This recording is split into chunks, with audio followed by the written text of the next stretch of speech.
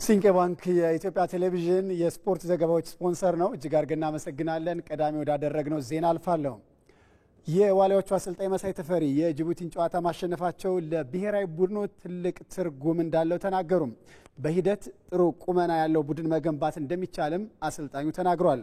ዋሊያዎቹ በዓለም ዋንጫ ማጣሪያ ጅቡቲን 6-1 በሆነ ውጤት ማሸነፍ ችለዋል። አዲስ የሸዋስ ተጨማሪ ዘገባ አዘጋጅቷል። ሶስት የሰሜን አሜሪካ ሀገራት በጣምራ ለሚያዘጋጁት የ2026ቱ የዓለም ዋንጫ ለማለፍ የኢትዮጵያ ብሔራዊ ቡድን የማጣሪያ ጨዋታውን በማድረግ ላይ ይገኛል። በምድብ አንድ ከግብፅ፣ ቦርኪና ፋሶ፣ ሴራሊዮን፣ ጊኒቢሳውና ጅቡቲ ጋር የተደለደለው የኢትዮጵያ ብሔራዊ ቡድን በዓለም ዋንጫ ማጣሪያው የምድቡን ስድስተኛ ጨዋታ ትላንት ሌሊት ከጅቡቲ ጋር አድርጎ በድል ተወጧል። በትላንቱ ጨዋታ አሰልጣኝ መሳይ ተፈሪ ከግብፁ ሽንፈት 5 ተጫዋቾችን ከመጀመሪያው አሰላለፍ ቀይረው ወደ ሜዳ ገብተዋል። በሞሮኮ ኤልጄዲ ኤል አብዲ ስቴዲየም ሌሊት 6 ሰዓት በተጀመረው ጨዋታ ዋሊያዎቹ ግማሽ ደርዘን ግቦችን በማስቆጠር 6-1 ረትተዋል። በጨዋታው አቡበክር ናስርና በረከት ደስታ ሃትሪክ ሰርተዋል። ከቀናት በፊት በግብፅ 2-0 ተሸንፎ የማለፍ ድሉን ያጠበበው የመሳይ ተፈሪው ቡድን የምድቡን የመጀመሪያ ድል ነው ያስመዘገበው። በ6 ነጥብም አራተኛ ደረጃ ላይ ተቀምጧል። ጅቡቲ በማጣሪያው 6 ግቦች ተቆጥረውባት ስትሸነፍም የትላንቱ ለሁለተኛ ጊዜ ሆኗል። ሰኔ ወር ላይ በተመሳሳይ ውድድር በዚሁ ስቴዲየም ተገናኝተው የነበሩት የምስራቅ አፍሪካ ሀገራቱ አንዳቻ ተለያይተው እንደነበርም አይዘነጋም። የዋሊያዎቹ አሰልጣኝ መሳይ ተፈሪ ከድሉ በኋላ በሰጡት አስተያየት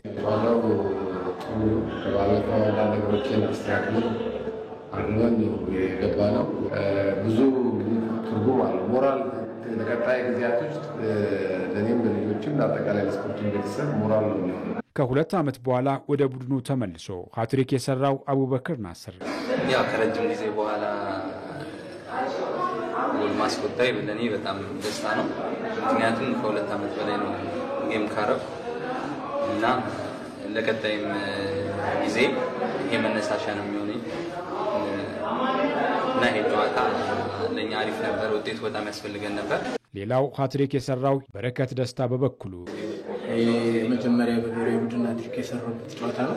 ጨዋታው በጣም ጥሩ ጨዋታ ነበረ። ሁላችንም ያለን ለመስጠት ከባለፈው ሽንፈት ተምረን ለማሸነፍ መጥተናል። በዚህም የኢትዮጵያን ሕዝብ ባንክ ሰው ትንሹ ስላቸው ነገር መስዋዕት ቀሪ 4 ጨዋታ አለ።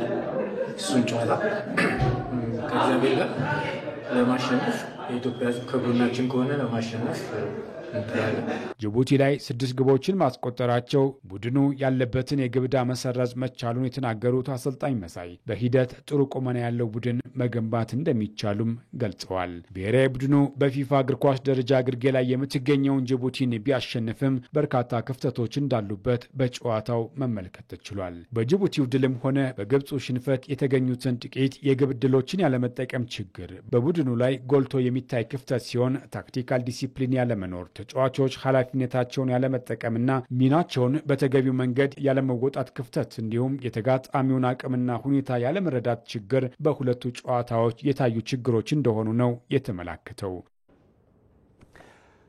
በናንጂንግ የዓለም አትሌቲክስ የቤት ውስጥ ሻምፒዮና የተሳተፈው የኢትዮጵያ አትሌቲክስ ቡድን ዛሬ ማለዳ አቀባበል ተደርጎለታል። ቡድኑ ዛሬ ማለዳ ቦሌ ዓለም አቀፍ አውሮፕላን ማረፊያ ሲደርስ የፌዴሪ ባህልና ስፖርት ሚኒስቴር የስፖርት ልማት ዘርፍ ሚኒስትር ዴኤታ አቶ መኪዩ መሐመድ፣ የኢትዮጵያ ኦሎምፒክ ኮሚቴ ፕሬዝዳንት ዶክተር አሸብር ወልደ ጊዮርጊስ፣ የኢትዮጵያ አትሌቲክስ ፌዴሬሽን ፕሬዝዳንት ኮማንደር አትሌት ስለሺ ስህን አቀባበል አድርገውለታል። የአበባ ጉንጉንም ለልዑካን ቡድኑ ተበርክቶላቸዋል። የእንኳን ደህና መጣችሁ መርሃ ግብሩ በቬልቪው ሆቴልም ቀጥሎ ከውድድሩ የተመለሱት አትሌቶችና አሰልጣኞችም ንግግር አድርገዋል። የቡድኑ አባላት የተመዘገበው ውጤት መልካም ነበር፣ ከዚህ የበለጠ ስኬት ደግሞ በቶኪዮ የዓለም ሻምፒዮና ጠብቁ ብለዋል። የትራክ አለመኖር ግን ፈተና እንደሆነባቸውም አንስተዋል። በመድረኩ ላይ የተገኙት የኢፌዴሪ ባህልና ስፖርት ሚኒስቴር የስፖርት ልማት ዘርፍ ሚኒስትር ዴኤታ አቶ መኪዩ መሐመድ ደግሞ የአዲስ አበባ ስታዲየም ትራክ በአጭር ጊዜ ተጠናቆ ወደ አገልግሎት እንደሚገባ ለአትሌቶቹ ቃል ገብተዋል። በቀጣይ መንግስት፣ የኢትዮጵያ ኦሎምፒክ ኮሚቴና የኢትዮጵያ አትሌቲክስ ፌዴሬሽን በጋራ በመሆን ለብሔራዊ ቡድኑ ዳጎስ ያለ ሽልማት እንደሚያበረክቱም ተነግሯል። በያኛው የዓለም አትሌቲክስ የቤት ውስጥ ሻምፒዮና የተሳተፈው የኢትዮጵያ አትሌቲክስ ቡድን 2 ወርቅና 3 ብር ሜዳሊያዎችን አስመዝግቧል።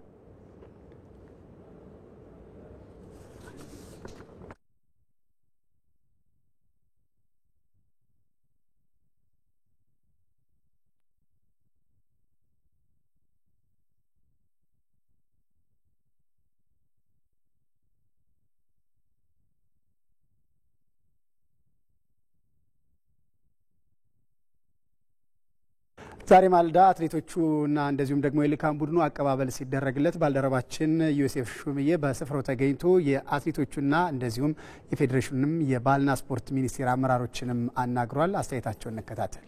ፈጣሪ ረድቶኝ ይሄ አንደኛው ወጥቻለሁ አቀምጥቻለሁ።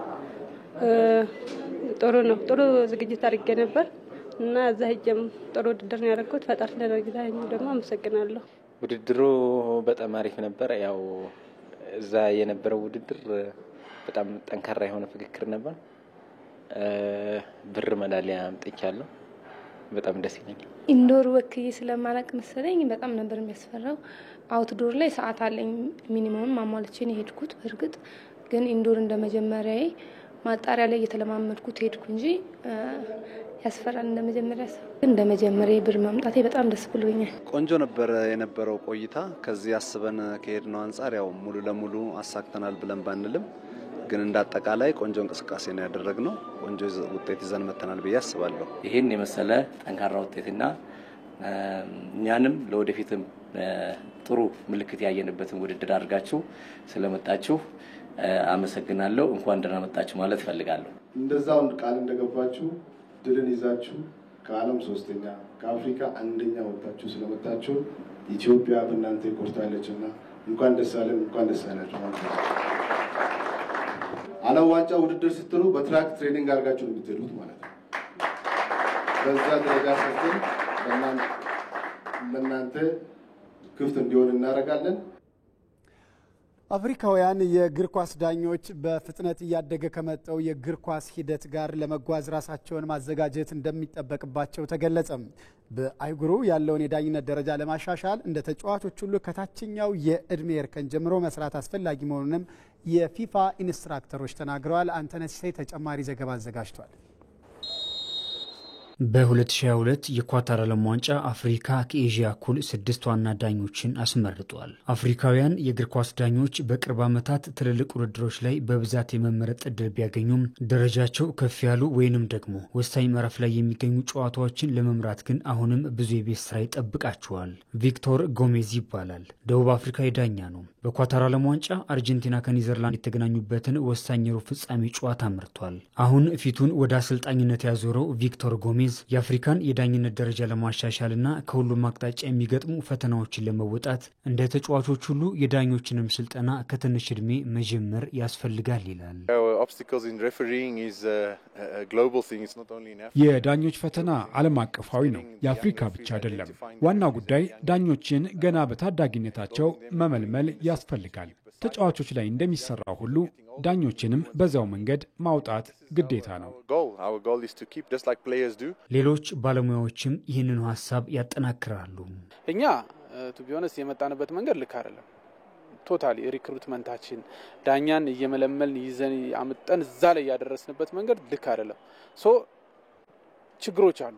አሁን እነዛን ችግሮች ለመቅረፍኛ ፍሮም ዘ ስክራች ኢቭን በእድሜ ካታጎሪ በእድሜ አሁን ከ22 ዓመት በላይ የሆነ ሰው ዳኝነት ስልጠና ጀማሪ አንሰጥም። ፕሪሚየር ሊጉ ላይ ሲመጡ አይደለም እነዚህ ልጆች እነዚህ ስልጠናዎች መስጠት ያለብን ከታች ጀምሮ ነው በትክክል ዴቨሎፕ እያደረግ መምጣት ያለብን።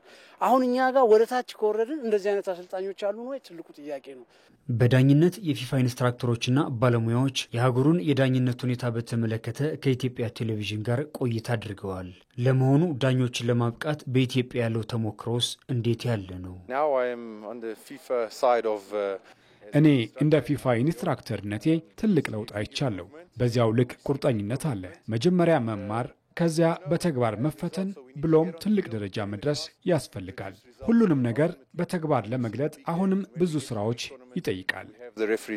ከዚህ በፊት የነበረን የኤጁኬሽን የዳኛ ኤጁኬሽን ፕሮሰስ ክላስ ውስጥ ተቀምጦ ከ1 እስከ 17 ህጎችን እያወራን የምንሄድበት ነበር። አሁን ሞደርን ሪፍሪንግ እንደዛ አይደለም። ዳኝነት ሂደት ነው። አንድ ቶፕ ዳኛ በሂደት ነው የሚፈጠረው፣ በሂደት ነው የሚሰራው እንጂ ኦቨርናይት የሚሰራ አይደለም። እና ሂደቱን ሲጠይቁ አንሰማም። ማለት ዳኞቹ እንዴት ነው የሚዘጋጁት?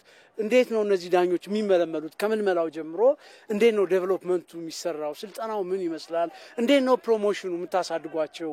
እዛ ላይ ክላሪቲው የለም። በአፍሪካ እስካሁን ግብጽ፣ ሞሮኮ፣ አልጄሪያና ቱኒዚያ በምስል የታገዘ ዳኝነት ቫርን የሚጠቀሙ ጥቂት ሀገራት ናቸው።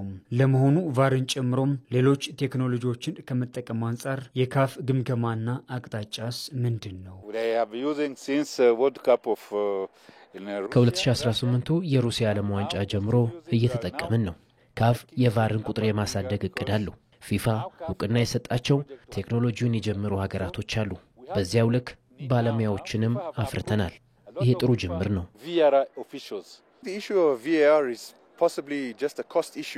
ቫርን መጠቀም የገንዘብ ጉዳይ ነው። አጠቃቀሙ ከባድም አይደለም። ልክ እንደ ስማርት ስልክ በለው። አሁን የአፍሪካ ሀገራትም መጠቀም ጀምረዋል። ምክንያቱም ከዚህ በኋላ እግር ኳስን ያለ ቫር ማሰብ አይቻልም። ለመተግበር በእቅድ ላይ ያሉትንም ማገዝ ያስፈልጋል። በሌላ በኩል ከእግር ኳሱ እድገት ጋር አብረው የሚጓዙና የሚሻሻሉ ሕጎችን በፍጥነት ለመተግበር ከስልጠናዎች ባሻገር ዳኞች ራሳቸው ላይ መስራት ትልቁ ኃላፊነታቸውም ይሆናል። ብዙ የአቲቲዩድ ችግሮች አሉ ዳኞቻችን ላይ የምናያቸው። ለምሳሌ ፊትነስ ቴስት እንሰጣለን። ፊትነስ ቴስት የእንግሊዝ ዳኛ የሚፈተነውና የኢትዮጵያ ዳኛ የሚፈተነው ፊትነስ ቴስት ተመሳሳይ ነው። ፎር ዮር ሰርፕራይዝ ተመሳሳይ ነው። ምክንያቱም የፊፋ ስለሆነ ፊፋ ይህንን ያላለፈ ዳኛ አይሆንም ብሎ በሬጉሌሽን ያስቀመጠው ስለሆነ እንፈትናቸዋለን። ግን ያንን ማለፍ ብቻውን በቂ አይደለም። ዳኝነት ዳይናሚክ ነው በጣም ልክ እግር ኳሱ በሚቀየረው ልክ ዳኝነቱም ላይ ያንን ለውጥ ማስተናገድ በሚችል መልኩ ዳኝነቱም ራሱን እያስተካከለ አፕዴት እያለ መምጣት አለበት። እንግዲህ ፊፋ በዛ ልክ ነው እየሄደበት ያለው። በደንብ ትልቅ ዝግጅት ይደረግበታል። ልክ አሁን አንድ ዳኛ ታክቲካል አንደርስታንዲንግ ከሌለው ጥሩ ዳኛ መሆን አይችልም። ስለዚህ የአሰልጣኝ እውቀት ይፈልጋል ማለት ነው። ሴት ዳኞችን በብዛትም በጥራትም ማሳደግ ደግሞ የአፍሪካ እግር ኳስ ኮንፌዴሬሽን ካፍ የቀጣይ ትልቁ ትኩረቱ መሆኑንም ባለሙያዎቹ አንስተዋል።